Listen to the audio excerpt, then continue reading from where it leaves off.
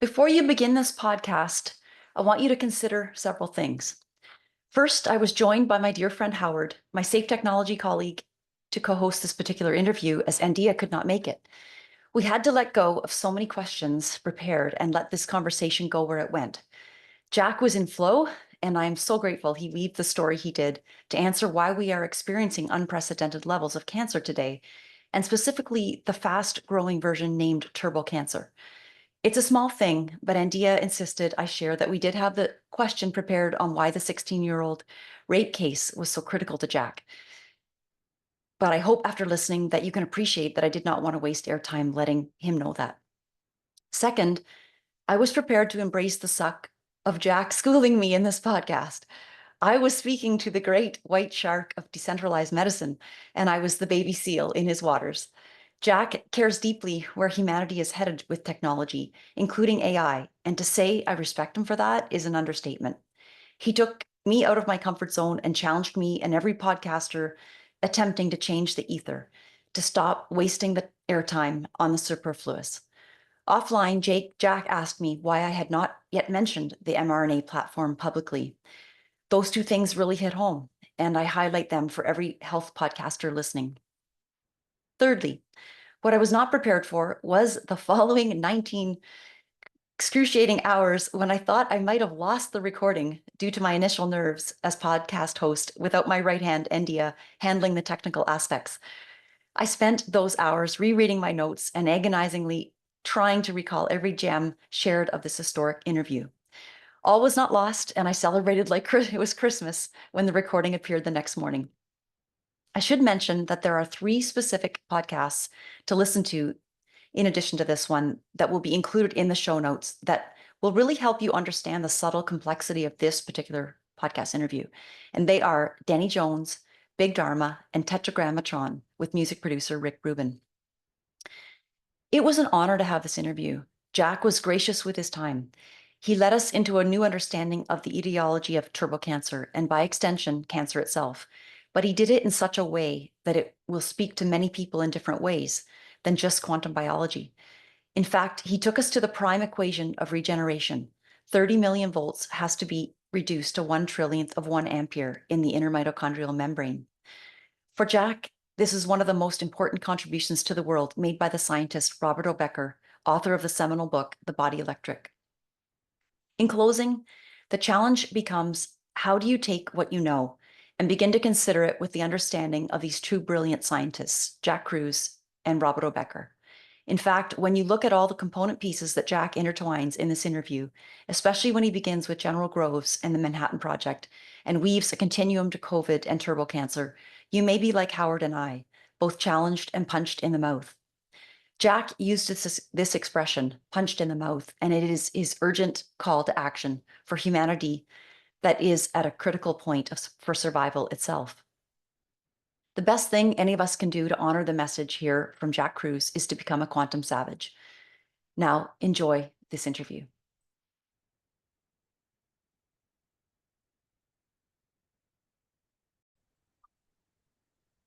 When it comes to light, we often think sunshine first, but it is equally important to honor the darkness. We talk a lot about avoiding artificial blue light at night on this podcast, and that means protecting ourselves from blue and green light after sunset.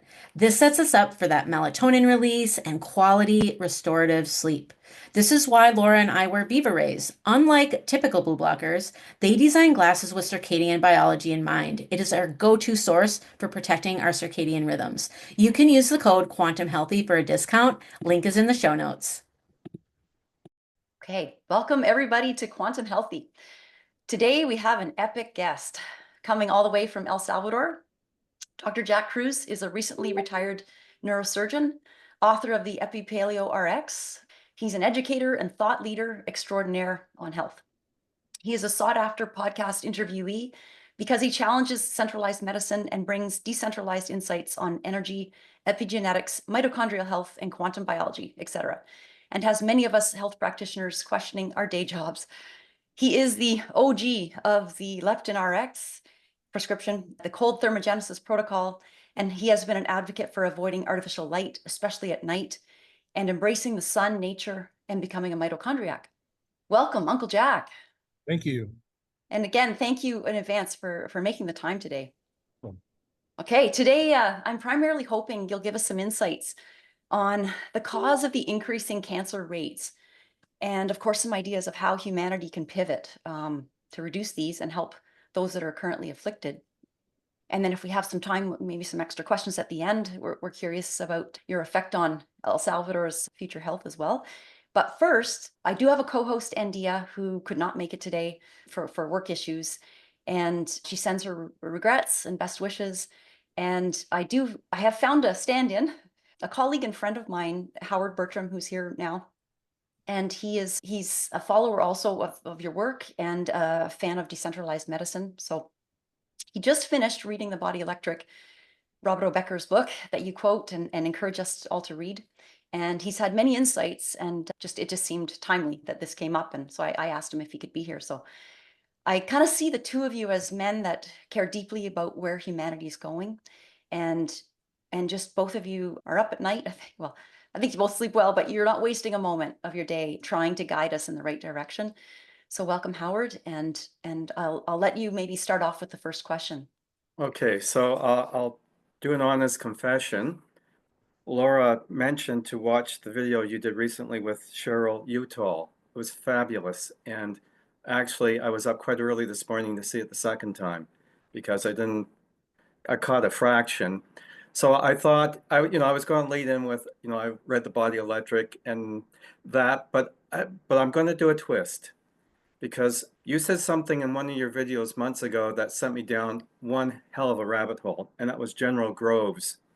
So my question, coming back to Becker, how in the world did you overcome the compartmentalization of that knowledge? And I think that will take us anywhere we have to go. Well, I mean, it's the single biggest issue that people, I think, who parse my work out don't realize. Me as a brain surgeon have to make a diagnosis. So the diagnosis that I made after coming up with the quilt document and starting to talk about, decentralized medicine and how it links to thermodynamics, sitting down with Becker was probably the single most important, I would say, event that happened to unfold all this. And he was the one that basically told me that you have to realize that General Groves and DARPA siloed silence so that all these different pieces couldn't communicate to one another. So the real reason I went to speak to Becker is, he did all this exquisite work and he never really found where the DC electric current was. Why? Because they took his lab away after he went on 60 Minutes. So when I went up and told him the story of POMC and told him exactly how, alpha MSH and melanin really work, we kind of chuckled about it. And he goes, I can't believe, it was that obvious. And I missed it. And I made a joke to him at that time. I said, well, that's the difference between neurosurgeons and orthopedic surgeons. You guys are, bone and hammers and chisels, and neurosurgeons are a little bit more nuanced and deft of touch. And, if you remember reading the book, he said that the DC current comes right out underneath the myelin sheath, which is exactly where POMC is located, in neurons. So it's not like he didn't, target the place. He made things a lot easier for people like me to figure it out. But the key was to understand who he was siloed with at the same time. And that story, I have to tell you, every podcast, I would include my members in this too. They've done really poor jobs asking me questions. If you want to be quite frank about it, I think podcasters, they come in with an agenda, which is the wrong way to do a podcast. I think what you need to do is find out what you're going to talk about, where it takes you. And then you start to go, well, where is the cross-pollination and where did it come from? Well, it turned out Becker clued me in on Alan Fry's work. And he said, just so you know, Alan Fry was supported by DARPA just like I was, but we weren't allowed to know what each other one was doing. And that to me was a really big realization. And Becker was the one that tied it back to General Groves' original idea with Oppenheimer to take all the different guys and compartmentalize them. And if you really go back and look at, the recent movie they did in Oppenheimer. They did a pretty good job, I think, but there's a couple of key things pointed out. Like, for example, why do we get nuclear weapons and why did we go the fission route? Why did we not go the thermonuclear route?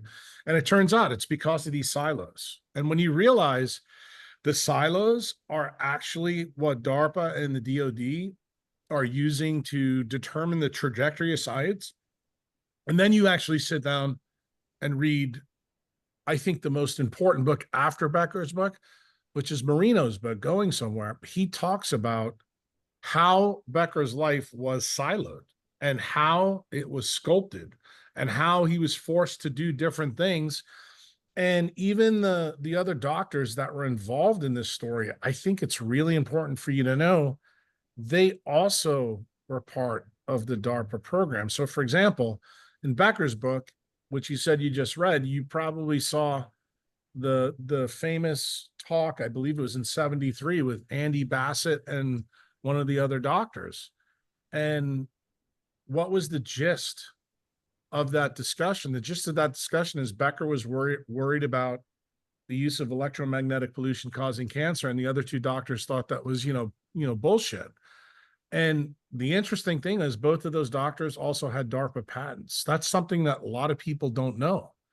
So what you have to realize, who's magnified and who was censored by history? There's your answer.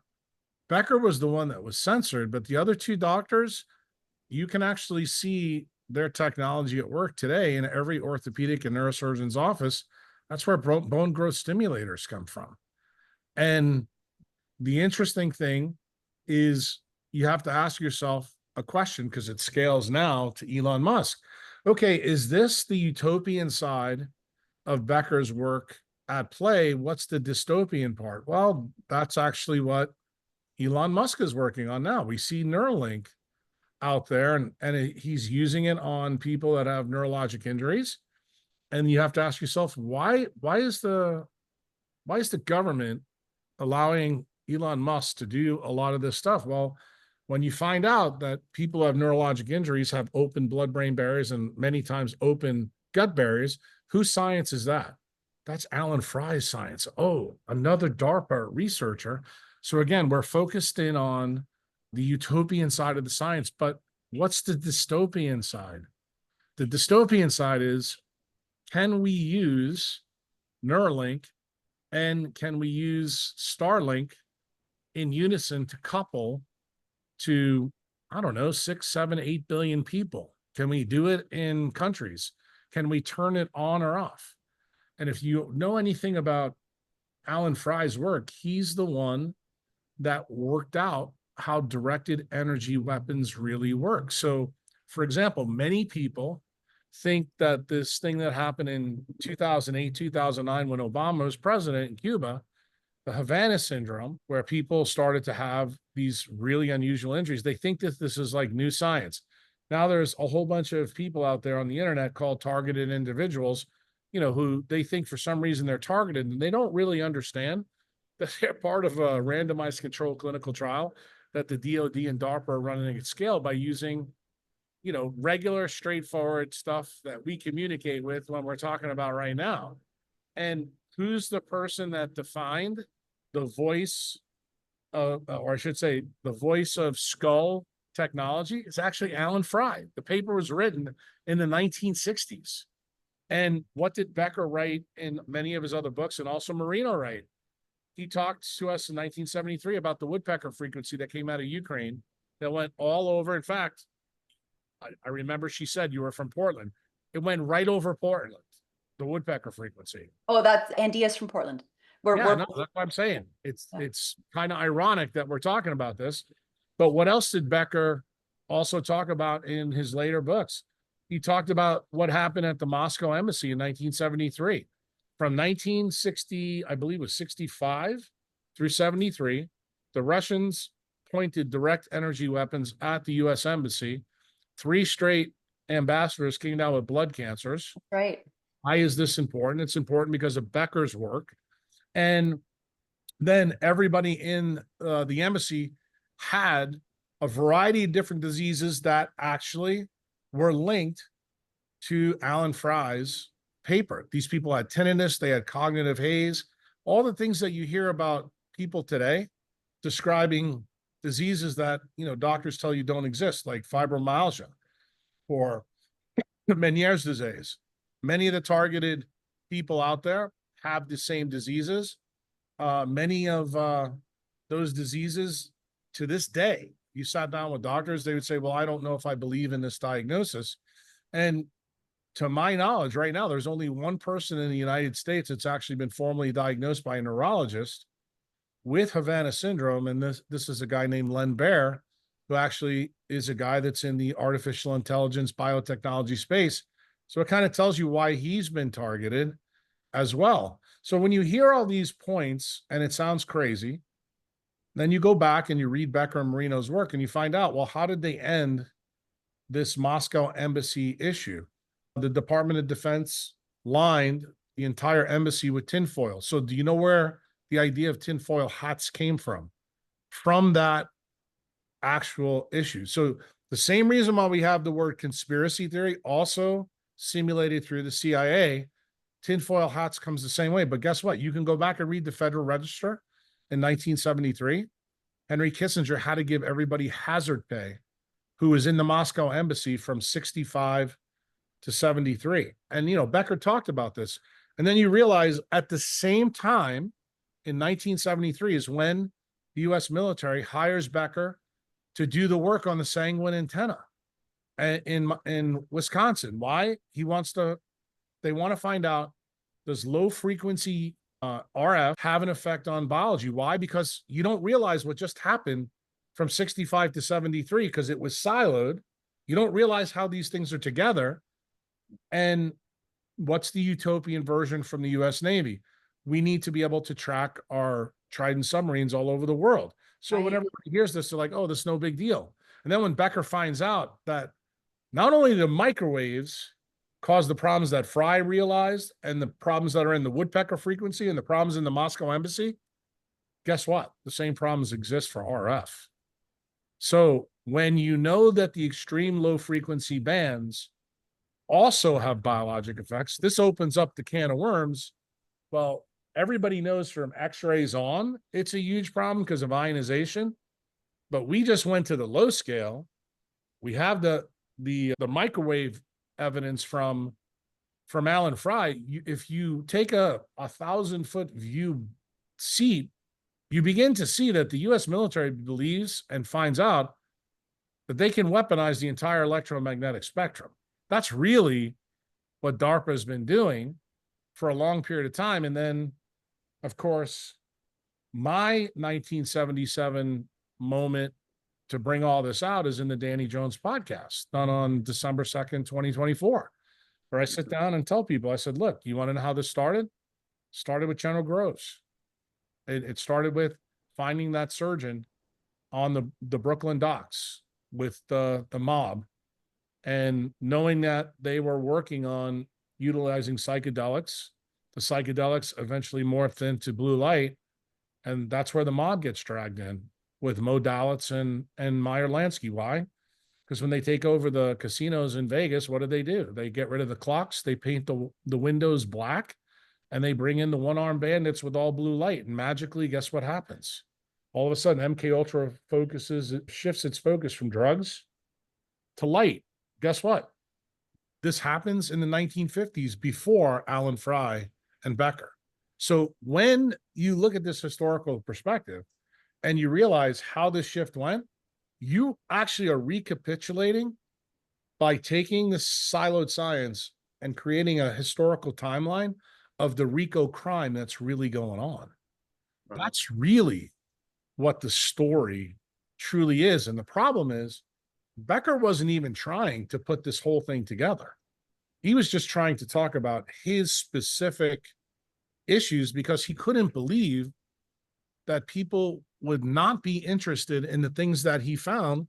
And remember, the reason why this was a problem, Alan Fry was never nominated for the Nobel Prize, but Robert Becker was, and Robert Becker was the most famous DARPA scientist of his time. He published in the greatest journals of the day. Like when I tell you, A researcher today would love to have a 15-year window that Becker had in the 50s and 60s and 70s. To this day, it's unparalleled what he did.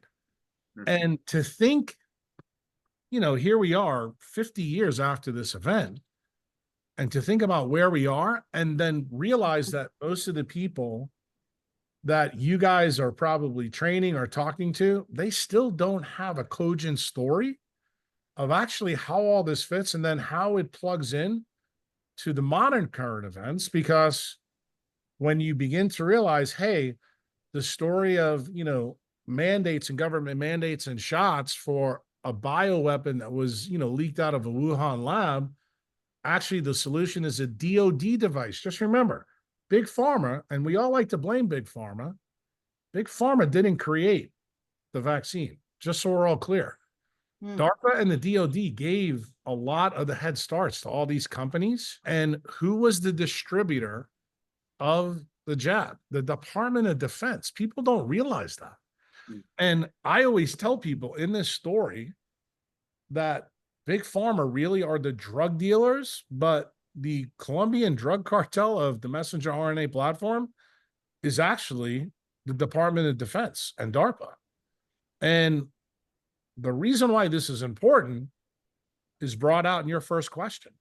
You need to know the history of really what predates all this to truly understand what's going on now. Now, I know that most people are like, look, I don't really care about the history. Just tell me what we need to do to people that have this problem. Well, here's my perspective that you may or may not like. And I really don't care which place you fall on. I think if you don't know the history, you're always apt to make huge mistakes because you don't understand how you should attack the problem. And it means many of the things that you'll accept as good treatments are not good treatments because you don't know actually the seminal work that was done to create the bioweapon. So what do you effectively have to do? You have to re-engineer, or I should say reverse engineer, the bioweapon program, which is kind of what I've been doing, I would say, for the last 2 years. It started on the Rick Rubin Huberman podcast. Why? Because why was I recalcitrant to go on that podcast for Rick? Not because Rick's not a friend and he's not a good guy. Rick's not the problem. Huberman's the problem. Why? He works at Stanford Research Institute, where a lot of this MK Ultra work got transferred once MK Ultra was shut down. And I also happened to know before I went that his father is a condensed matter physicist. So my concern was, how much did he know about melanin? And then what was my other concern? I didn't know if he was a DARPA scientist or not. I had pretty strong inclinations that he was, but I do know that Stanford has lots of DARPA connections. Okay. So then when you know that the key animal that Andrew Huberman studies is a cephalopod, and cephalopods, when actually you walk into Huberman's office, he's got all the cephalopods in a tank. You can see the lights going off in their head. I thought it was kind of unusual that he would pick an animal to study that basically has neural networks that have no melanin in it. And his father's a condensed matter physicist. From my spidey senses with knowing what I know from Marino and Becker, I thought both of them were part of the program, which is why I didn't go talk to them for 6 weeks, because I knew where this was going to end.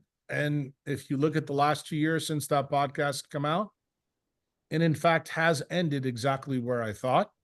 Is that like crickets? Like you haven't heard from him, right? Oh, no. I mean, I'm not talking about him. He's a small potato in the story. Okay. I knew it was going to be crickets because I knew where the story was going to go. There's absolutely no way Stanford, DARPA, the DOD are going to want him to have me on the podcast. Why?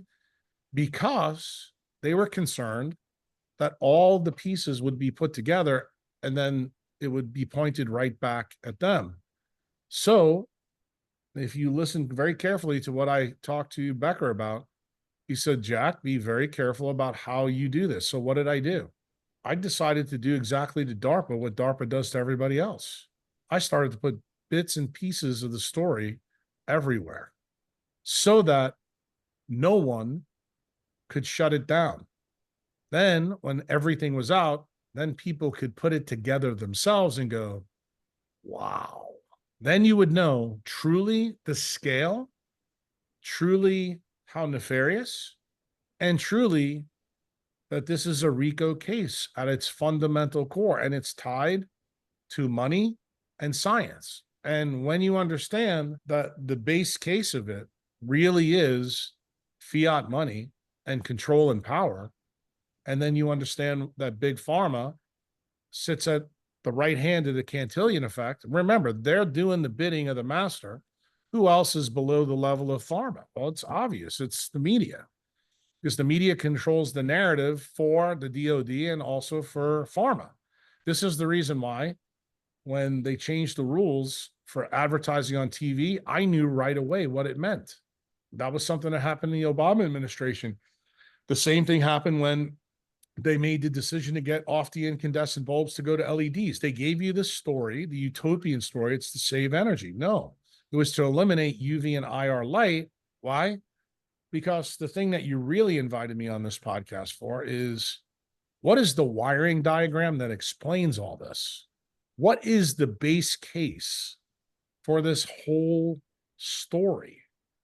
That's the story that is difficult to understand. And DARPA is banking that you're all a bunch of retards and yet you'll never put it together. Why? Because you do have to know physics. You do have to know biology. You do have to know different parts of physics and biology. It's not an easy story to put it together, but when you do understand all those things and you put them together and you put it together for an audience so they can see the totality of it, you begin to go, wow, this is some kind of plan. And that's the reason why this plan has taken 75 years to materialize. But now they believe they have ultimate control over, at least in the United States, 360 million people. And in the world, probably 6 to 8 billion people. Certain countries, it's worse than that. For example, the country you live in is actually in a worse shape than the United States. Canada is really in trouble. You know, and I would say to your guest, he happens to live in a state and a city that doesn't even realize why their politics and their thinking is what it is. It goes all the way back to the woodpecker frequency. They have all been preconditioned. They have all been targeted. The entire West Coast, the entire top of the United States was affected by this science. This was a giant test. And the craziest part is the Russians actually were doing this to warn people. And what did DARPA do? They said, well, let's take this shit show and use it to our advantage. And that's exactly what they did. Oh, the Russians, meaning that back to the Havana syndrome? No, the Russians with the woodpecker frequency, it started out of Ukraine. And that frequency climbed right over the same latitude that Portland was. And when the United States understood what the Russians were doing, the Russians were doing this to try to tell us what you're about to do to bring technology to your economy is probably not a good thing to do. Remember, they had all the same technology that we had out of the World War II. They developed everything up into thermonuclear weapons. But have you ever stopped and asked yourself the one simple question in this whole story? Why don't they have Google? Why don't they have Apple? Why don't they have a big cell phone company? Why? Because it turned out the Russian government, who everybody thinks is bad, said, we're not going to do this to our people, because if we do this, we are actually going to change the trajectory. Communists already think they have control of their people through their active governance. The United States decided we're going to use the electromagnetic spectrum to create something that's even better than communism, to turn people who think they're free into economic slaves. That's exactly what they've done. Here, I was just going to ask you about a very light topic called cancer. And this is where we went. Holy smokes. I mean, it's not, I wouldn't say it's where we went. It's the first No. question he asked. Yeah, no, it's true. That question wasn't linked to it, but the interesting thing is what I just said to you is directly linked to why people are getting turbo cancers now. Why? Because of the weapon. So when you make this jump, you think it's a quantum leap, but it's actually not. This is where you have to know all the work of Doug Wallace. You have to know the work of Becker. You Yeah. have to know the work of Nora Volkow. You have to know Nora Volkow's history and where she comes from. In my meeting with Becker, he warned me about Nora Volkow. He said, do you know anything about this lady in 2006 who took over the National Institute for Drug Abuse? I said, no, I don't. He told me she's Trotsky's granddaughter. He says, you better watch out for her. I think she's a problem. And it turned out he was pretty smart to tell me that. What did she eventually go on to do? She presented the most seminal paper in 2011 that actually gets to your question. When you put a cell phone up to the side of your head, what does it do? It releases blood glucose and insulin. Guess who is the first person to tell DARPA that? Alan Fry. Who is the second one? Russ Addy. Who is the third one? Dr. Becker. Dr. Becker did that study in Pensacola on the pilots that were down there. And he found out that the blue light and the non-native EMF from the avionics arrays were raising their blood sugar and raising their triglycerides irrespective of their diet. But Becker had no way to know what everybody else had found, because remember, he was focused on regeneration research. But DARPA focused all on this and then put it to the side. So eventually in 06 to 011, we find out that Volkow understands completely how this process works. Why? Remember who she works for. The National Institute for Drug Abuse. Why is this important to DARPA? Because they figured out if they could stop the biology of beta endorphin and menencephalin, that starting a drug war in the United States would be really beneficial to their plan. Why? Because you're addicted to be in nature, in sunlight. So if you can uncouple somebody from that, then you give them fake opiates, and then you become much more programmable to the MK Ultra program. That is actually how this all fit together. So if you understand where most drug abuse comes from, it's in people that live at night with artificial light, blue lit. What does that effectively do? Here's where the mitochondrial story comes in. So this is what you need to know. The antenna on either side of the key is NAD, NADH, and over here is oxygen. In between my two fingers is the rest of the intermitochondrial membrane.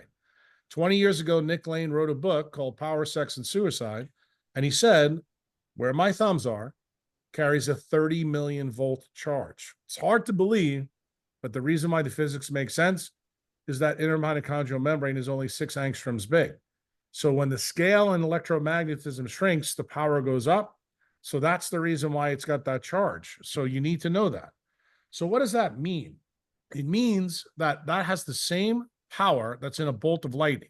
So when you're a neurosurgeon and you're trying to put this all together, you ask the very simple third grade question: what did nature do to confine a 30 million volt current? And the answer is staring all of us in the face, but most of you have still no clue how nature did it. That's called cytochrome C oxidase. It makes water, and it makes a very specific kind of water called deuterium depleted water that has no ions in it. It is completely pure water. That means it doesn't conduct electricity. Okay? It's a perfect insulator. So guess what happens? Then you need to ask the second question. What do you know about cytochrome C oxidase? It's a heme-based protein. What does blue light effectively do from the MK Ultra program? Blue light hits melanopsin. Anytime light hits an opsin, vitamin A comes off. What does vitamin A do? Vitamin A is separated and it blows up anything made out of heme. Anything. So guess what? The liberated vitamin A is what destroys the cytochrome C oxidase. Then what effectively happens in the cell? The 30 million volt charge gets to leak out to go wherever it's allowed to go to, where the connection is, whether that be a circulatory pathway, could it be a neural pathway, Could it be anything? And what's the distal effect? It causes a brownout. It blows cells out. Why? Here's what you have to think about. Common sense. If you had a house and you bought it in the 1920s and you hooked it up to the modern power grid and you decided to put a coffee maker in there, what do you think would happen? The house burns down. Got it? So effectively, what did MK Ultra, SRI, and the Brain Health Initiative realize through their 75 years worth of work? We can cause distant TBIs in people, and we can do it with very low frequency light in the visible spectrum. So what did they start doing? They started testing every part of the spectrum. What else could we do with this technology? And then they found out the key part.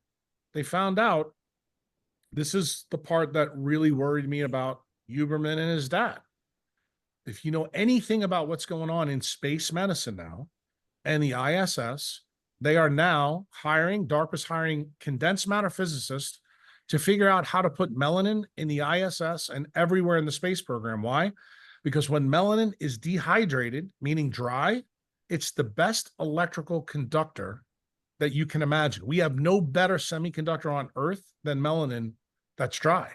Guess what happens when you hydrate melanin with deuterium depleted water? It destroys the electric conductance. So now you do a hard stop.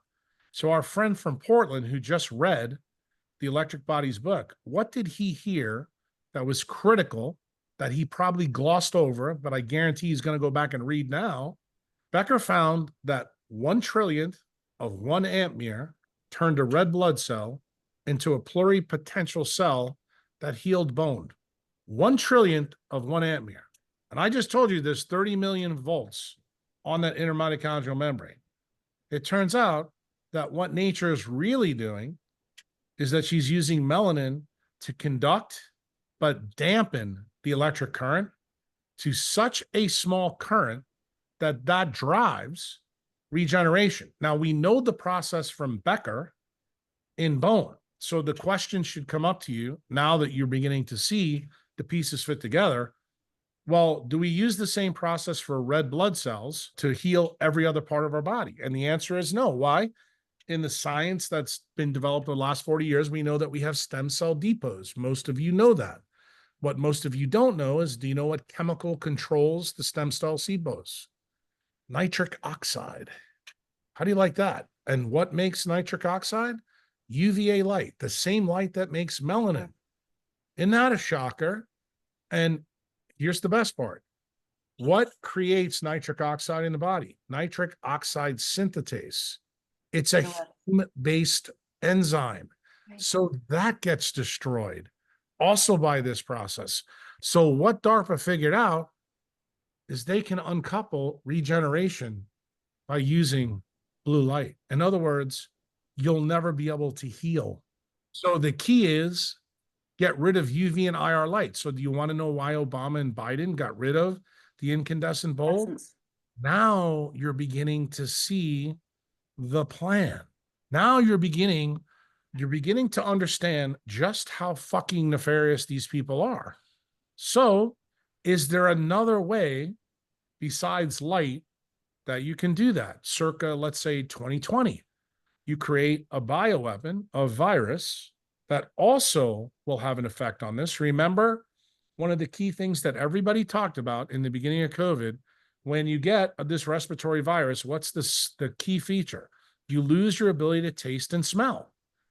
What does that tell you? When it goes in there, it unwires the covering of the melanocytes in the olfactory bulb, okay? Does the same thing in taste, which is controlled by a couple of cranial nerves. So that's how they actually know that the mechanism is working. And what happens when that occurs? You get distal things. What's the number one distal thing that the olfactory bulb connects to?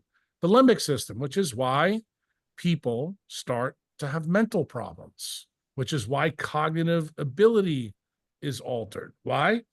The olfactory nerve in mammals and reptiles ties to the oldest part of cortex that we have. That's different cortex than neocortex. That's 3-level. 3-layer cortex is very easily damaged. So DARPA has figured all this out as well. So you fast forward and you see in the bioweapon solution created by Dr. Fauci and Barrick at North Carolina, what's the most interesting part? They have a liquid nanoparticle that surrounds the spike protein. Guess what that does? It allows it to get through the blood-brain barrier. It allows it to get to where the mitochondria are. And what does it do? It also destroys things between NAD and here. So it has the same effect. So now you have a double whammy. So here's the most important part, because don't think I didn't forget about your question with cancer. You have this problem here, and this is broken, and the current is leaking out everywhere, right? But oxygen, look at my finger. Stop writing. Okay. Look, this finger here, oxygen is electronegative. It's the second most electronegative atom on the periodic table. That means it pulls huge amounts of electrons. This is broken. The current's out. That means the spike of ROS and RNS is through the roof. Ooh. That stimulates pro-growth. It also does something else. It shifts you to a Warburg metabolism. Listen. That's the work of Norovolcal. So now they force you into a redox shift to raise blood glucose and insulin while causing this problem. That's a pro-growth signal. That is the reason why everybody is getting cancers. We're seeing that. Just my own small practice. I've got, You don't have to worry about your practice. Yeah. It's happening at scale. We already know this. This is Around no the world, longer a right? mystery. Everywhere. Yeah. And the worst, this is not just a story about the Pfizer jabs that have SV40. Those people have an elevated risk because they have another problem that they learned about in the Cutter event. But Can every you explain jab, that? well, not yet, because it's Okay. not, we're not finished with this story. The LNPs are in every single jab. Not only that, here's the bad news. Almost every single jab created since 1986 has some of this technology in it. So guess what? They've been testing this on children. Why would they do this on children through the vaccine schedule? What do you know about children that's very similar to what I told you about Elon Musk people? They have no myelin. They're much more sensitive to electromagnetic radiation. Guess what else? You can easily open their blood-brain barrier and their gut barrier, which is whose work? Alan Fry. So guess what? You get to test this while nobody knows what you're doing for 50 years to find out what's the best way to do this. And what did they find out? This is the most amazing part of the story. So do you remember in the Navy Yards in Virginia a couple of years ago, about 10 years ago, a guy went in there with ELF carved into his rifle and he killed 12 people. And he targeted the people specifically because he thought that they were using directed energy weapons to get in his head. Turns out that guy's lost to history. But what did the military learn that time? The more melanated you are, the more resistant you are to the program. Got it? Nice. Then what happens? During Obama's reign, a guy who's 32-year-old lawyer goes with a gun in Florida State and shoots his library up where he was a student. Doesn't kill anybody, but he's also African-American. What magically happens after that? SRI program gets moved to the Brain Health Initiative. You know where that's located? Central and South America. Do you know why? That's where brown and black people live. And guess what happens? The same program then is run. How do we overcome this problem? And the key problem is dehydrate their melanin sheets, and the melanin doesn't matter. In other words, they found the solution to the program. Oh boy. Right. Beginning to make some sense now? It sure is. And what's the easiest way to dehydrate that melanin? Well, non-native EMF. Non-native I EMFs. thought you were paying attention.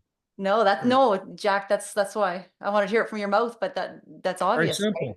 I mean, everybody experiences it every time. If you want to know why Carrie Fisher died the way she did now, remember something. Star When Wars. she's in the plane, there's 250 idiots on the plane with her using Wi-Fi in a metal tube. So the other day when you saw Bobby Kennedy on the plane putting all that methylene blue in his drink, what does that tell you? Bobby Kennedy knows about this program as well. So is he on our team or is he not? Got it? Or is he just trying to survive? Oh, I mean, that's the question that's going to crop up probably in the next 4 or 5 years. But you already seen the things that are done. Maha is haha. Why? They're not touching the messenger RNA platform. Now you're beginning to see why. Look what happened to Dan Weldon yesterday. The guy that actually figured big parts of this out just got asked to pull his nomination for the CDC. What did he do walking out the door? Go read the paper that he released on X to everybody. He basically told the world through when he was a congressman in the United States, back when Andrew Wakefield was around, the papers got pulled, not because they weren't true. It's because the people in pharma, the people that were linked to big pharma and media, them pulled. That's the reason why they blocked his nomination. So even though they blocked it, the truth is now out about really what happened. That the findings of those papers, in other words, Wakefield's work, was reproduced, and it was true, but they didn't want it out. Why? That's as close as this program has ever gotten to getting outed. And they have everybody believe since 1991 that Andrew Wakefield is crazy. Turns out he's not crazy. All of you are. You have bought the whole story, hook, line, and sinker. And do you know why? Because of my friend in Portland. He asked a good question. He started in a place where he didn't think we were going to go. But the entire story comes from that. When you understand how this is all linked, the reason I have a huge problem with food gurus, they, like the guy like Tom Siegfried, is out there telling the world that a Warburg metabolism is totally tied to food choices. That is absolutely 100% bullshit. And how do we know that? We know that because of Mo Dalitz. We know that because of Meyer Lansky. We know that because of Alan Fry and Nora Volkow's work. When anybody's blue lit, because melanopsin is the dominant opsin in humans, it's now present in our fat, our skin, our blood vessels, and our brain. We know that definitively. What does that tell you? Light shifts your metabolism, and it forces it away from the TCA cycle to how we used to use it when we were simple. 650 million years ago, before the Cambrian explosion, the first two domains of life, bacteria and archaea, guess what? That's what they used. They used a Warburg metabolism. So anytime you get shifted back to a Warburg metabolism, it tells you that complex life is not possible, which explains all the symptoms tied to long COVID. When you have an energy hog in your head, how could it possibly work when you're feeding it shitty glucose to make shitty ATP? In other words, you're built as a Ferrari, but you're asked to run on shitty gas. That's the story. So the interesting thing is, when you put this together, Lynn Margulis, who used to be a cosmologist wife, who came up with the idea of endosymbiosis, what she never realized is the story that I told you about the intermitochondrial membrane. How did archaea and bacteria join together after the great oxygenation event? Photobioelectric power joined those two cells together to create a mitochondria in eukaryotes. That is the first cancer on the planet. Oh, so you're starting to understand that cancer isn't even what you thought. In other words, when bacteria and archaea were forced to fuse because oxygen was toxic to both of them, they decided to join forces. And what was the power they used? Was the amount of electric current that was present between both of them to do it. And they both used initially the Warburg metabolism. What eventually comes up in complex life? The TCA cycle. And they're able to use the TCA cycle. Why? Because they innovated mitochondria. That's the key. Because what happens? Where's the TCA cycle? It's inside of mitochondria. Now, here's a hard stop again. Do you remember the story I told you about heme protein, cytochrome C oxidase? What did I tell my friend from Portland about Becker's work? The red blood cells filled with what? Hemoglobin, right? What's the third one? Nitric oxide synthetase that controls your stem cells, made from another heme protein. Where's the first step of heme metabolism in humans? Mitochondria. So if you get rid of the deuterium depleted water at cytochrome C oxidase, you can never make the heme you need to regenerate. Got it now? Because that's the full story. Which affects all disease, right? Which is why Uncle Jack has been saying what for 20 years? Blue light is the source of every chronic epidemic on this planet. And none of you know it. Why? Because none of you decided to go outside your silos. But guess what? Uncle Jack did. And who's the one that taught me that? Robert O. Becker. Jack, you've got a quote you use often in your blog articles that I love. It looks like Vegas in the background. Do you want to share it, or do you want me to read it? About humans? I don't even know what you're talking about. Okay, humans are the only species bright enough to make artificial light and stupid enough to live under it. Actually, that wasn't Vegas. You know where that was? No. At a place where in in Central America, where the Brain Health Initiative was being tested. Oh. How do you like that? How do you like that? The other one is that I love is your mother nature is entirely intolerant to any light she did not create. Correct. And that's another story that people don't understand. When you really parse out this goes to Turing's data and also really Claude Shannon in 1948. For a message to be precise and resonate, it has to be rare or unusual. That's basically what the 1948 paper says. Basically, that's been used in Silicon Valley ever since in computing.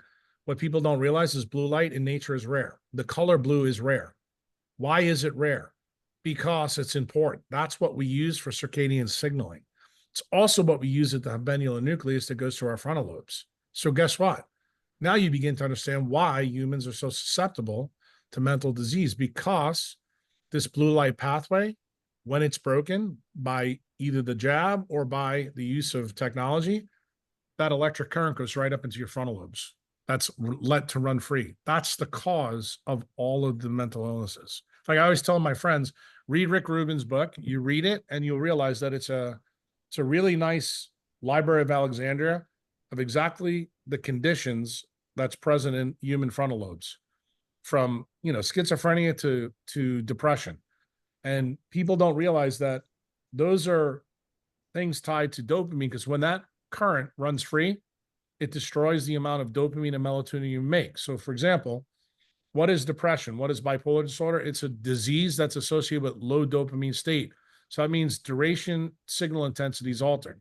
Schizophrenia, on the other hand, is high dopamine with a chaotic state. So what you need to realize, they're just what I described to you is basically TBIs, but of different types in terms of, the thermodynamics associated with them. That is the key to understanding. When you understand that all disease, as Doug Wallace has said literally for 50 years, right, that if you lower the heteroplasmy rate, and it turns out this electric current run free is what raises the heteroplasmy rate. If you fix that, you can make the diseases go away. So that means diabetes can go away, ALS can go away. Every disease out there can go away. But why can't it go away? Because DARPA will never let centralized scientists ever figure this out. Because if you do, you're going to find out exactly how they're controlling you better than Putin does to his people. In your blogs, it really seems like you've been addressing all these different chronic diseases and trying to give hope, as just empowering people, right, with this knowledge. It's hard to give people hope who can't think. That's the problem. So guess what? You need to understand clearly what I'm saying. Okay? And I'll tell you something else. This may come off harsh, but it's very required. I want you to go current blog that's out. I think it's Decentralized Medicine 37. In there, a hyperlink to the case that I talk about. The single most important case I've ever done in my life was a story of a 16-year-old girl who had her head crushed by a brass lamp by a guy that was trying to rape her. Why is this important? Her TBI happened huge intensity, very acute time. Your TBIs have all happened over 50 years, low duration. You have exactly the same problem as that little girl, and none of you know it. And none of you have asked me a question about that. Not one of you. And how many podcasts I've done? Not one. So When you want to know why Uncle Jack is salty, now you realize it's actually a pun intended. Okay? Because what was the key to fixing her? Salting her central nervous system while using methylene blue at the same time. Now you begin to understand what effectively methylene blue really does. It's electrical tape when the water's not there. What do I call methylene blue light? Vitamin C. You'll be shocked to find out the guy who wins the Nobel Prize for vitamin C also did a lot of work with Albert St. George, that's Linus Pauling, on methylene blue. Why? They knew it was important. They just never figured out exactly how. And guess what? I'm telling you what the issue is. It increases the electrical resistance of the inner mitochondrial membrane to contain the 30 million volts. That's the key. That's exactly what chlorophyll does in plants. It's what hemoglobin does in us. It's what melanin does in us. When light hits it, takes light's power and then changes it into solitons and photons. That's what the ultra-weak biophotons from Fritz Pop are all about. That's the reason why the light that a mitochondria make is a signal to everything else. The problem is when that light signal is gone because your power grid is wide open between NAD and oxygen, it's a problem. And anybody who has a Warburg shifted metabolism, here's the ultimate irony. Oxygen is a toxin for you. That's right. It's a bad thing. And this is the reason why humans get tinnitus, Meniere's disease. It's the reason why they get cataracts. It's the reason why they get sleep apnea. Why? The neural networks of the brain are trying to protect them from blue light and non-native EMF. Why? Because the oxygen is drawing this electric current and you're self-electrocuting not only yourself, but the rest of the circuits that are tied to this neural network. That's how much wisdom is in our organism.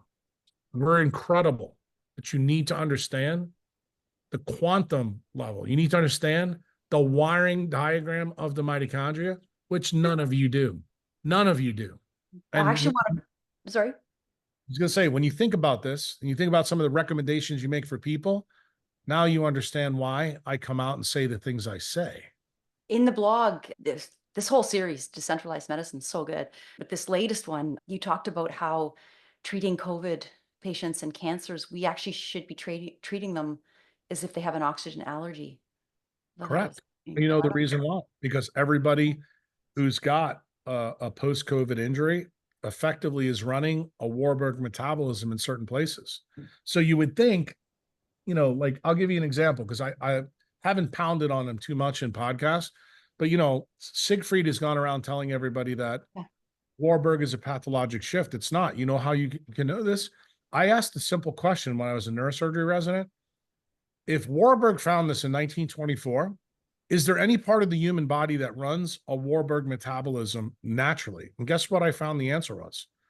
The human retina does at the fovea.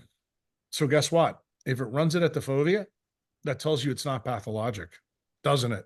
Because we don't have a bunch of people running around with fovea cancer, do we? So that tells you right there that anything that comes out of Siegfried's mouth from here on in, he doesn't know the whole part of the story. You guys in this podcast know way more of it.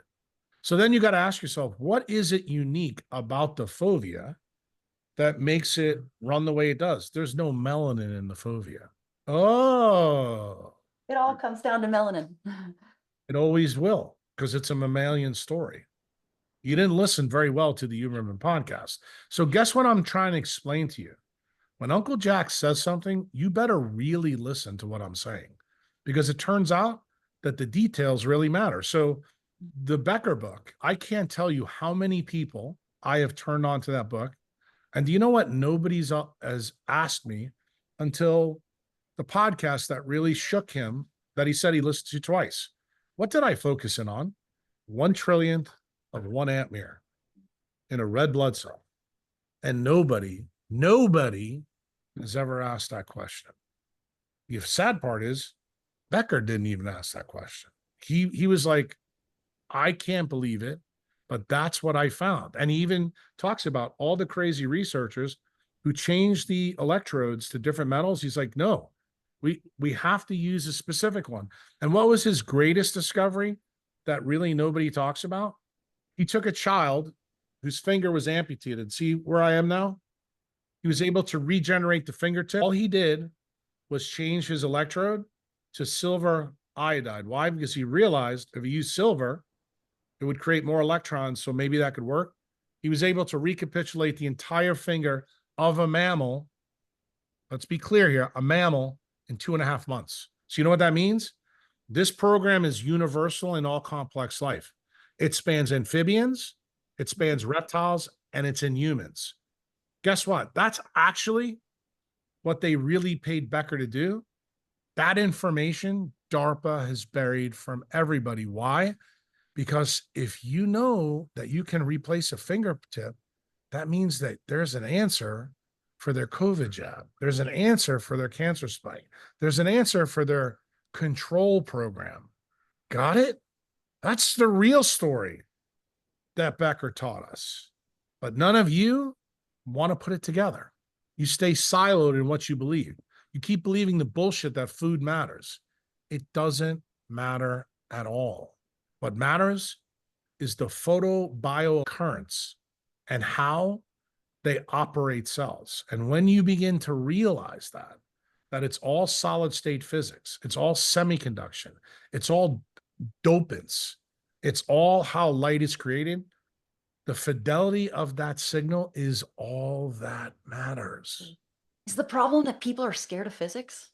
I don't know what the problem is. I Like, mean, I wasn't scared of physics. I was fascinated no. by Becker's work when I first got turned on to it, because I was given the topic of talking about bone regeneration to a bunch of our residents. I couldn't believe it. I remember the first time I told, the other group of neurosurgery residents that I was the boss of, I said, bro, you guys are not going to believe what I'm going to tell you, because it's not anything we learned in medical school. And that's what people couldn't fathom. And my mentor, my neurosurgery mentor, Dr. Klein, was there. And he goes, yeah, he goes, I remember reading that back in the 60s. And he goes, I thought the guy was crazy.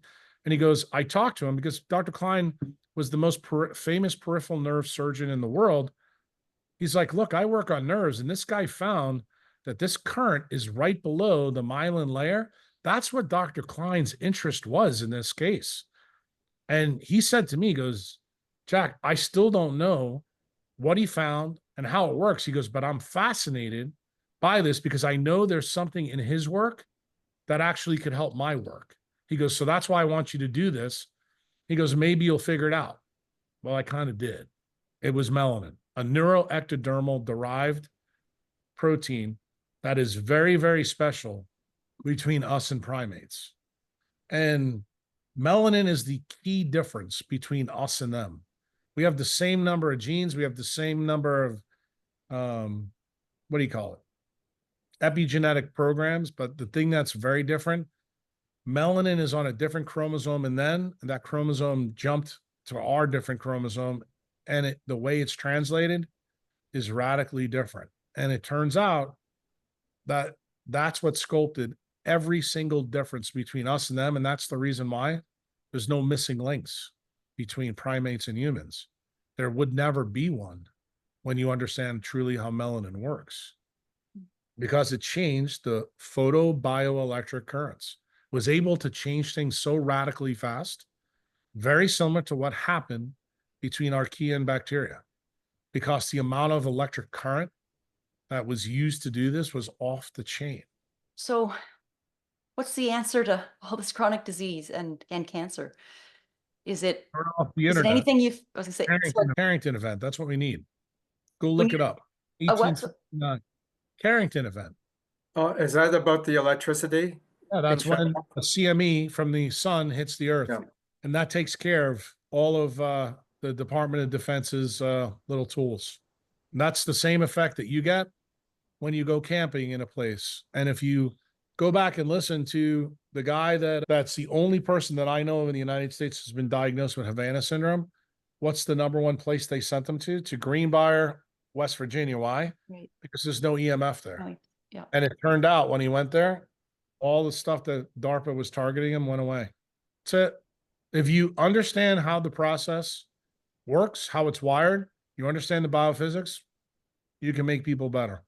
That includes the worst cases you ever could imagine. And what am I getting ready to do on the blogs is tell you exactly where and how these diseases can be affected. Right now, we're focusing on the elephant in the room because the elephant in the room is all these young, fit people dying of turbo cancers and dropping dead. We know why they're dropping dead because of the myocarditis. That one's easy. What people don't even know is the bigger pulse in the hospital data is actually at the kidney level. Why? Because the kidney membrane is a big deal too. Why? It's also electromagnetic. So that's the reason why you can go from having normal kidneys to, stage 4 kidney failure and be on dialysis if things go wrong for you. It's also the reason why fit people are dying at record rates where fat people aren't. Why? Because remember, the liquid nanoparticles are directed towards the fat, away from your organs. So the skinnier you are, the more chance you have of dying. How do you like that? So when you ask the question, why did Damar Hamlin almost drop dead on national television for the NFL? Now you get the answer. Then ask the question, J.J. Watt, who's future Hall of Fame player in the NFL, had to retire because what did he develop? Horrible AFib that they couldn't even fix with cardioversion. So he's out. But, you're just going to say, oh, this is just, from football. If you want to know some of the things that are going on in the NHL, same thing. Look at them. People in Europe, fit soccer players dropping dead on the field. Just remember, people that can be controlled and forced into centralized medicine can be made broke very fast, and they can also be controlled through the drugs. The more drugs you take, the more you're controlled. Why? The atoms they need to percolate in your blood and your CSF, because your blood-brain barrier and your gut barrier is open. That makes you more of a targeted individual. They can turn on more systems in your body with the Warburg metabolism. They can force you to be a bacteria archaea, and you don't realize it. They push the envelope too much. That's how you get a stage 4 cancer. Now you've been Not that hard to understand once you understand the initial wiring diagram of that mitochondria. This story right here, that's the key. I show the electron transport chain to all my clients, and I just showed it to a client with a GBM. But I think it's almost too little, too late, unfortunately. If you got a GBM, you need to take your money out, go enjoy your life. Yeah. That's when the electricity it's everywhere in your brain. Yeah. Okay. You're not fixing that one. So you've been to Suriname. You've been on a huge trip, actually, all the way to Antarctica. It's interesting to follow as you wrote your blogs. Well, I went around there specifically to go to these places that are doing a lot of the high level work. That's what South America was all about. Okay. May I ask, since I'm looking at you in El Salvador, and you mentioned the possibility of starting to put in DC current throughout El Salvador, is that going to still be going ahead? To be honest with you, the same thing I think that's happened with Maha is starting to happen here. The globalists now are getting their teeth into El Salvador. So I really, truly don't know what's going to happen here. I think that the people that are really in power, they understand that their game is right now at risk, and they're going to start ramp up everything they possibly can to keep control. Because what's the ultimate plan here? As I told you before, the Rockefeller Rothschild empire in banking, which is really the big source of this problem, is now actively being replaced by DOD and DARPA.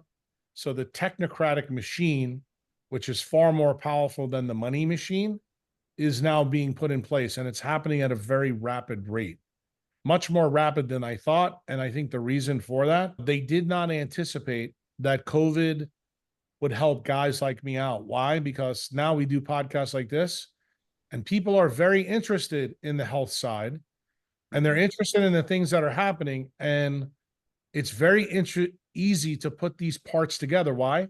Because all you have to do now is go on Twitter, and you'll know that when I tell you people are dropping dead of heart disease, kidney disease, and there's people on the internet that have that data, and you have Steve Kirsch, you have McCullough, you have Malone, You have Kevin McKiernan, you have Jessica Rose, you have Mary Talley Bowden. Like, this isn't a Jack Kruse story. Mhm. What's Jack Kruse doing?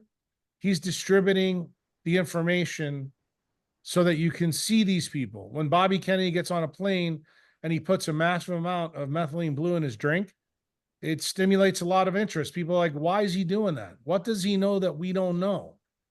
Why all of a sudden do we have an outbreak in Texas of MMR, and then he doesn't come out and say anything about the vaccine when his running mate has told the world that her daughter, Echo, got autism right after an MMR vaccine? Why aren't people asking these questions? Well, guess what? They are. And this is the reason why. I think the time scale of the technocrats has been sped up. That's what I think you're seeing going on right now in the United States. This is the reason why. When Trump got elected, I thought that Maha had a real chance of truly changing the health of the world. And then I thought that the finance side, that Trump wouldn't do the thing that really needs to be done, which is to get Bitcoin in to replace fiat money. And what's actually happened is he's taken Maha apart piece by piece. And the monetary issue looks like it's going to get through unscathed. I think. Why? Because I think they have a fundamental belief, because the money is fully decentralized, that they can't really screw with it. So what they've decided to do is, if we can control and dumb down the people that'll be using it, we probably don't have to worry about the money. That's disturbing. I know it's disturbing, but this is the thing that infuriates me about people, that if you know anything about me for 20 years, has this story not been consistent in just about everything that I've written? Every single piece and part, I've been throwing it out at you. And I say to everybody, ask me questions. I dare you. And you know what the problem is? People are afraid. They think because they're not as wise or as smart as I am, that I'm not going to answer the questions. They're dead wrong. And they've been dead wrong for 20 years. But I'm also going to highlight the dumbasses out there that many times you guys highlight. So when I tell you, don't listen to Huberman, don't listen to Peter Attia, don't listen to Rhonda Patrick, Thomas Siegfried isn't who you need to be listened to. Understand why I'm saying that? Because you never get to the story that I told you today if you buy that bullshit. And do you understand why those stories are amplified by the media? Because that's the goal. You understand why Joe Rogan now is a problem. Why Joe Rogan's never had Kevin McKiernan on, or Jack Kruse on, or Jessica Rose on. Look, God forbid this shit comes out. Who does he put on? Malone and McCullough. Do you think Malone and McCullough have put all this together? No, of course not. The story is out there. And it's always a biochemistry story, right?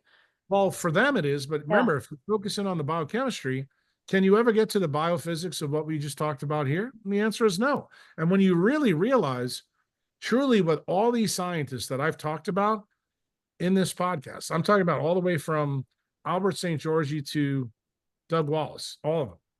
Light is the lever that controls biochemistry. So if you think biochemistry is fundamental, you're an idiot. I'm going to tell you exactly how it goes. Biology is not a fundamental science, and neither is chemistry, but physics is. Those two sciences have to play by the rules of physics. And when you realize that a cell basically is a giant physics lab that's been going on for 3.8 billion years, and it's so far ahead of where we are, it's not even funny. It's amazing what life can really do. And when you understand the basics of how it's powered, it's just stunning. It's stunning to see it for yourself. And then this is the best part of the story. When you really understand it, the solution for regeneration that Becker found is pretty simple. You need UV and IR light in your environment constantly, and you can renovate just about any disease you got. And you should do it when you're grounded. Why? Because when you're grounded to Earth, it actually makes the current more efficient. How do you like that? How hard was Jack Kruse 101? But to get you to Jack Kruse 101, yeah, you had to go through a random walk through a lot of siloed science. Jack, may I just ask a quick question? I'm thinking of a deceased aunt who went through hell during the Depression. She had TB out in Saskatchewan.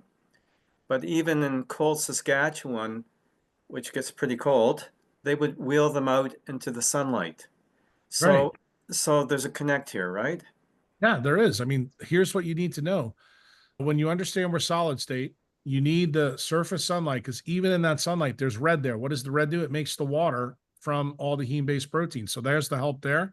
There's probably not a lot of UV light there, but there is. You know where the UV light comes from? When you put a mammal in cold, it creates UV light from their mitochondrial DNA. You make UV light inside at the biophoton level. So how do we know that? If you know anything about the fat hormone that links everything, it's called leptin. Do you know what the absorption and emission spectra of leptin are? 220. 220 is 220 nanometer light is not made by the sun. So you got to ask yourself that question, like I told you before about Nick Lane's book.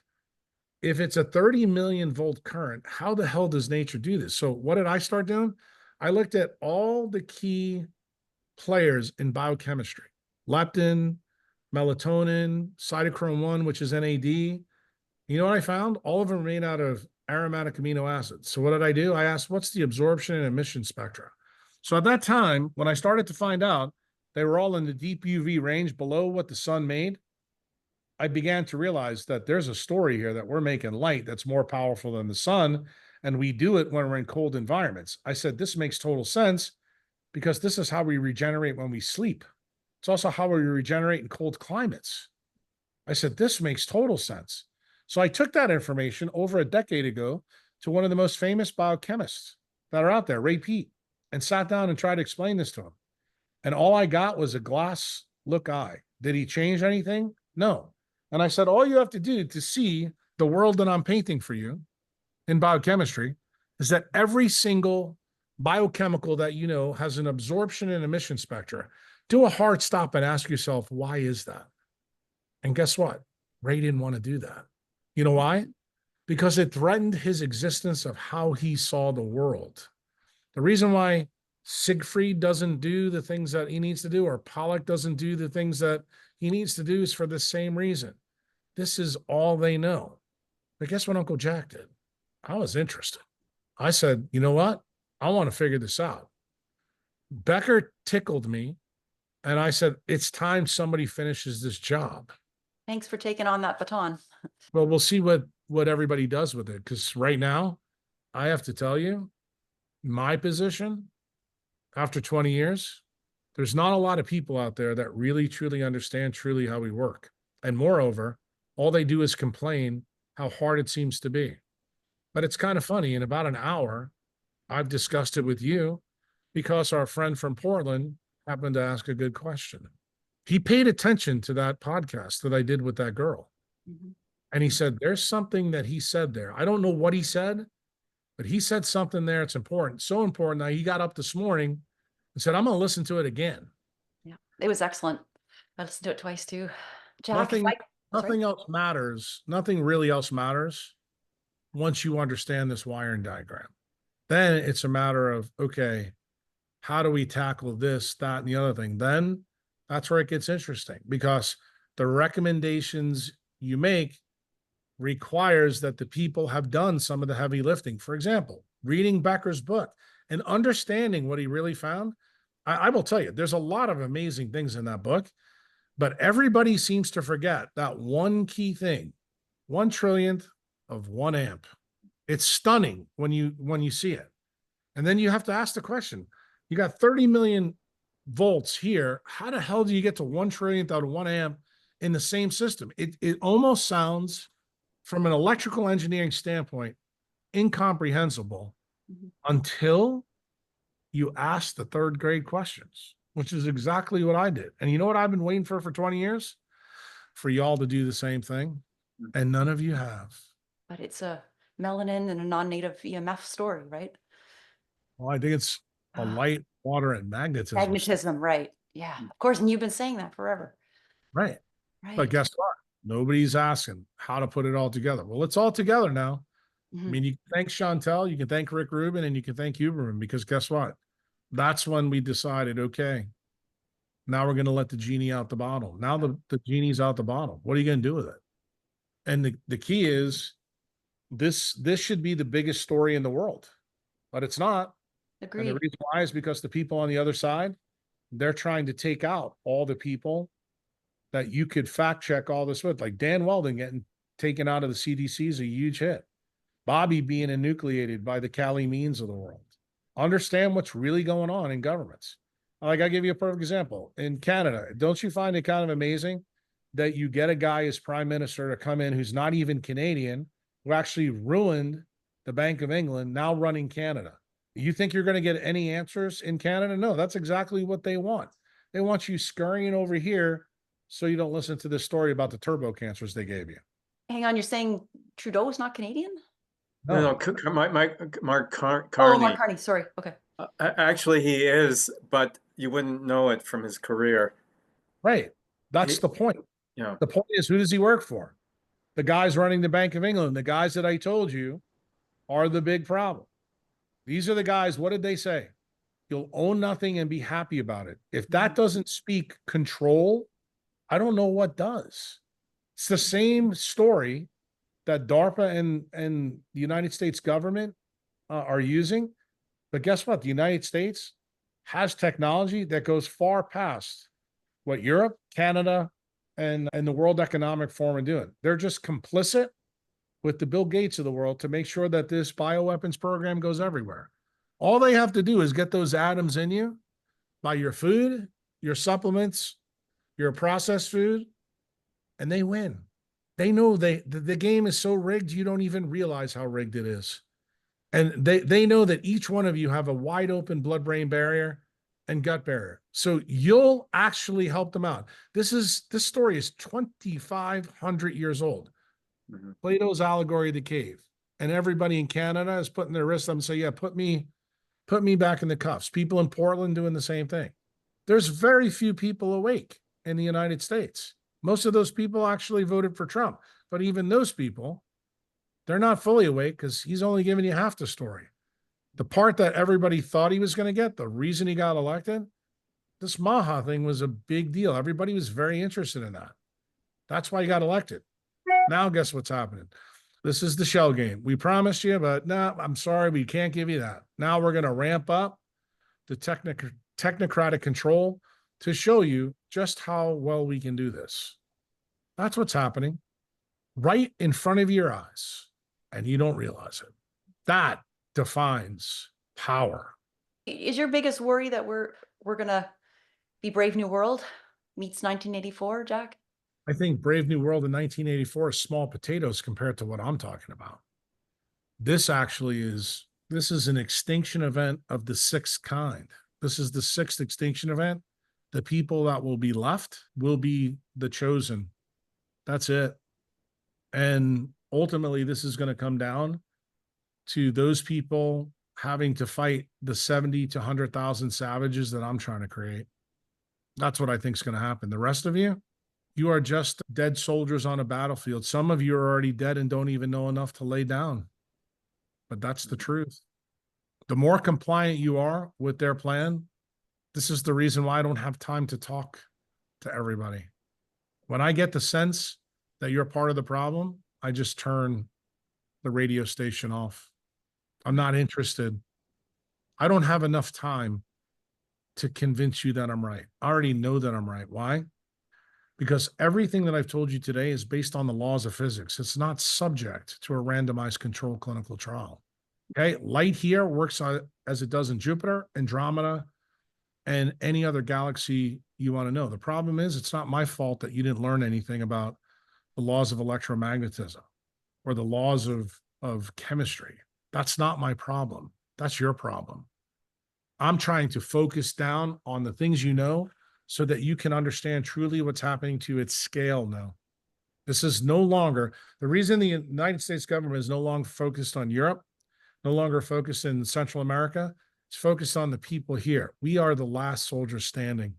The American savages are the last group of people they have to take out till they do everything in their power. They're going to make sure that founding document is rendered useless. That's their goal. And we have one thing left. That's it. Second Amendment. It's about time people start realizing it very quickly, and be ready, because the day is coming, and it's coming a lot faster than everybody thinks. That's where I think it ends. We may not even have enough time to wait for the next Carrington event. Ooh, depressing. I look at it As a actually challenge. pretty good. I think people looked at the American Revolution pretty good. I think people looked at VE Day pretty good. See, that's what I'm saying. When you say it's depressing, that tells me you're more of the problem than the solution. For me, no, I think it's actually liberating, because guess what? You can't fix a problem until you're aware of the problem. Right. That's And why I may, always tell you, wounds create your wisdom. Embrace the suck. Because what did Becker tell us? You can't get regeneration without the injury. if I may, on that theme, and at this point coming through COVID, in many ways, it was a wake-up call. It was a blessing, because we were the You were the target. That's the right yeah, word. and you know, we have awakened. I mean, the fact that when I look at my own life, and I'm sure we're all the same way. You mentioned it earlier, Jack. You know, they thought they were going to get away with it, and here we are on Zooms, and been on Zooms in which I've connected to all corners of the world. I mean, it's just amazing. So Well, guess I, what? That's the whole point. This is the story that needs, just like I told you, molecular resonance works. That antenna needs to keep going out. If you don't think that I knew where this was going to end 2 years ago, this is exactly the same call that happened to Becker on 60 Minutes in 1977. If you don't think I'm aware of that, then you don't understand Jack Kruse. Now it's your job to make your antennas go. So when you want to have people on and they want to talk about bullshit, you say, you know what? Let's talk about this. You know, you did it. I will tell you, you're the interesting cat here for me. The lady that missed, that's quantum entanglement. Why? She wasn't the right person to be here. You were. Why? Because you got up and you saw something in that podcast that I said that hit you. It hit you in a way that you didn't expect. And so much so that you said, okay, I'm going to ask him this question. You thought we're going to go this route. I'm going to ask this. Look what you opened up. That defines the electromagnetic force. That defines quantum entanglement. That defines nonlinear optics. Small stimulus leads to a massive amplification.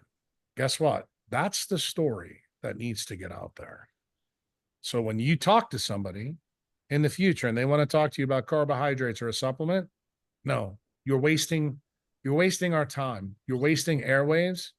We all have to be on the same program. The program is we need to end the messenger RNA platform. We need to get people in the sun because it's got to have UV and IR. Why? Because Becker told us that's how we regenerate. That's all that matters. And when you do that, make sure you're grounded physically to the ground, not over power lines, but grounded. And eat like a great white shark when you're doing this, because if you eat the carbohydrates, you're going to make the Warburg metabolism worse. Not because food matters, because we don't want you to die sooner than later. If we're creating savages, we got to make sure you have more time on Earth, which scales what? To that little girl story that I told you at 16 years old, doesn't it? Gave me more time to work in her brain to save her life, doesn't it? What the hell do you think I'm telling you guys right now? The exact same thing, but you don't realize it.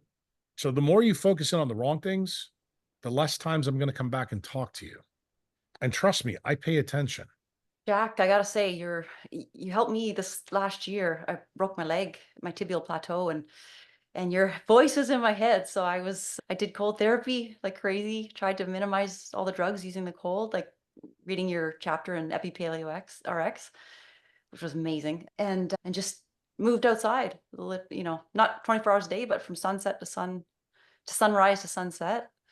And yeah, I just want to thank you personally for teaching us how to heal. I think it Telling helped. people to do it. That's all you got to do. You have to realize there's a program in you that works high and low latitude. It's probably safer right now because of all the things going on. That regeneration will happen quicker inside the tropics. Just Right. because most of the stuff that DARPA is being done is in population centers, which is higher latitude. which is the reason why you don't want to go there. That's the main issue. Doesn't mean you can't do it, but it's more difficult to do Mhm. when you realize the basics here of what Becker taught us. If you are sick, understand what Becker told us about regeneration. Think about that little 3-year-old's fingertips. Mhm. No matter what your problem is, Yeah. you can do it too, because he proved that we have the ability as the most complex mammal on the planet to do exactly what salamanders do. Phenomenal. Well, Jack, we'd love to ask you our signature question, which is, what does quantum healthy mean to you? It means destroying all the chronic disease epidemics the right way and not the wrong way. Thank you for that. No problem. Anything else you'd like to add? Anything that Nope. we missed? Okay. How can people reach you, Jack? Probably the best way on Twitter. If you follow my tweets, I'll blow your mind. There's one out there today that really will blow your mind. It tells you how haplotypes evolved in humans Okay. and why it's important to this story. And you follow me at Dr. Jack Kruse pretty much everywhere on social media. If you go to my website, jackkruse.com, there's a form there. You sign up. There's probably 10 years worth of reading for you to read there on just about all different kinds of diseases tied to this wiring diagram that I told to you today. And then if you decide you want to do Jack Kruse DIY, you go to Patreon. That's where I teach you the science. Right. You decide you want more of my time, you become a member. Probably the best way to do this gold membership. That way you get to spend more time with me, ask me questions. You can book consults with me. You can talk to me. Then the last level is if you make me your doctor. It's quite expensive these days. But yeah, I have patients that I take on one-on-one, and I will go down to the brass tacks to tell you exactly what's going on with you. I'd love to thank you for your time and sharing your Ferrari with the world rather than choosing golf, which you could have in your retirement, and just continually sharing all your insights to help humanity survive this extinction event, as we've heard today, and really just I don't know if the T-Rexes right now, the modern T-Rexes, are smart enough to say themselves, but they better get used to hearing it because it's the truth. a modern T-Rex. Yeah, and The little T-Rex is behind me. I can hear him flapping in the pool. That's the bird, the theropod dinosaurs. That's the reason why I've got birds everywhere. You can see them right over there. You see a little black bird at the edge of the pool? Mm-hmm. yeah, That black bird comes here almost every day because he knows what he means to me with his melanin sheet out here. He comes to take a bath all the time because I can hear him flapping his wings. He's letting me know that T-Rex there, that's what happens after asteroid changes light in your environment. You turn to a bird. So the question you have to ask yourself about what we talked about today, what are we going to turn into with our extinction event? unless we can wake up enough blue lit, tech addicted people to change their lives quickly, right? Absolutely correct. And do I have a lot of optimism that I probably had 3 or 4 months ago? No. Why? Because I thought this pathway was going to be opened by Trump and Bobby.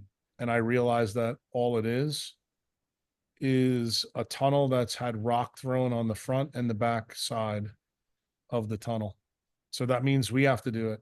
We have to be the savages to get the message. Yeah. That's the reason why podcasts and asking the right questions are important. And I would also tell you, when you have the wrong people on, your duty as the podcaster is to actually out them. Mhm. Say, well, if this is what you believe, can we talk about this? Can you explain that? And if they say to you, well, I don't know anything about this. Well, if you don't, then why do you think that this is the real answer? Like, if you don't do that, Mhm. remember, your job in your audience is to wake up to sleeping. So remember what I always tell you. Not a lot of people like it, especially Canadians, because you're way too nice. Punch in the mouth. That's what everybody needs. Because guess what? The injury is what creates the regeneration. And the thing is, that's how you get people thinking. Say, I never thought about this in that way. And when you do, then you have a chance to truly wake up someone who's really in their own Dunning-Kruger moment. When they don't know what they don't know, and it turns out what they don't know is the single most important part of the story. That's what I tried to tell your friend from Portland. 1 trillionth of 1 amp. That's the single most important thing in that book. You want to know the truth. And I guarantee it, there's a lot of amazing things in that book. Everybody seems to have missed that key. Some of us didn't.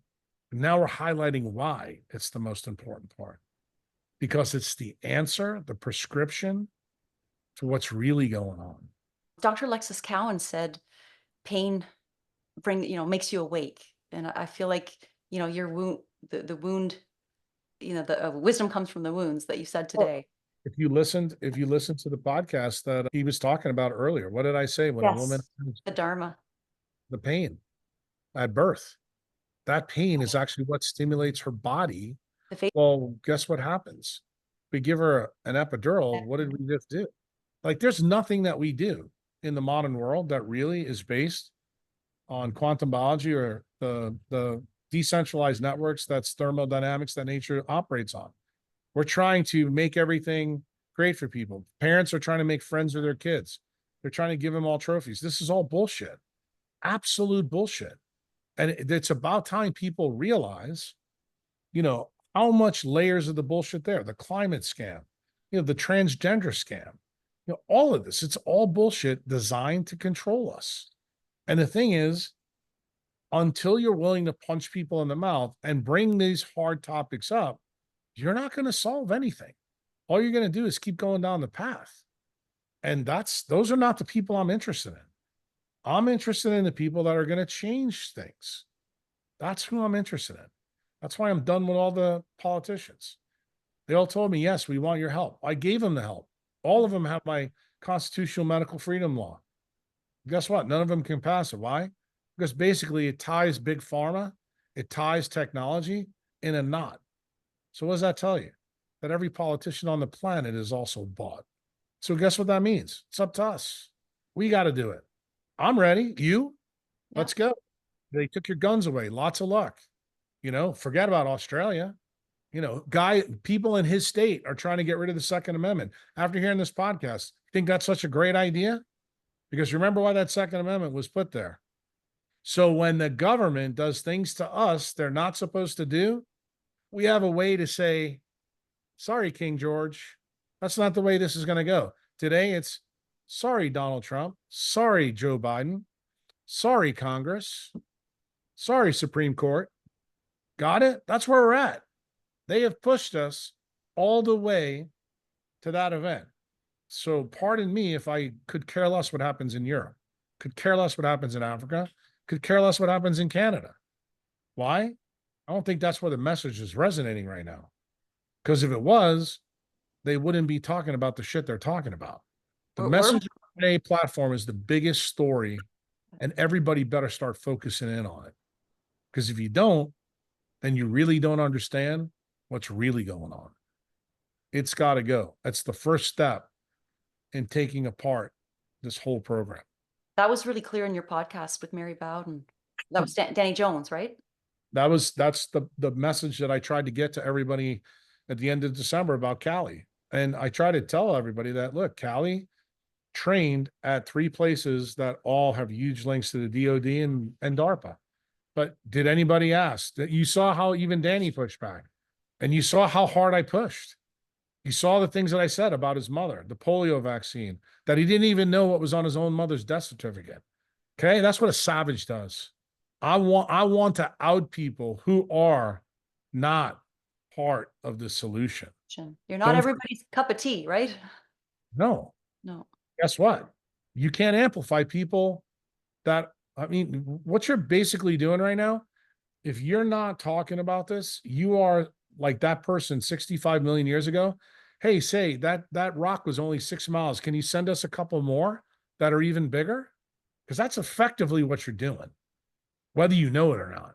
That's how I look at it, because I understand the game that's being played. So I have no time for people that can't think. And this is all first principle thinking. That is decentralized thinking.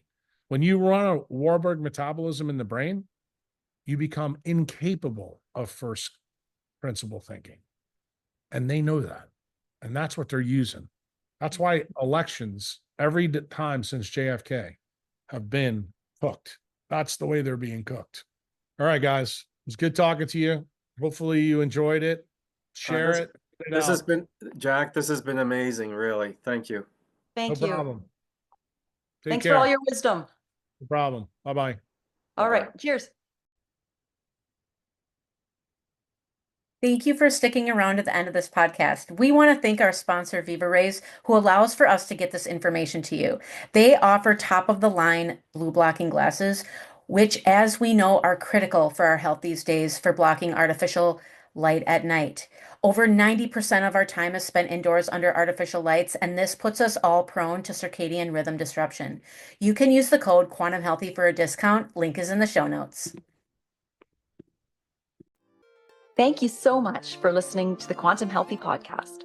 We hope you found some value in this information. And if you feel inspired, please share it and leave us a 5-star review. This will help us reach so many more people. If you want to connect with Laura, you can find her at laurakistmanwellness.com and Endia at endiaray.com. Links are below in the show notes. Now, go find some sunlight and embrace your own quantum healthy.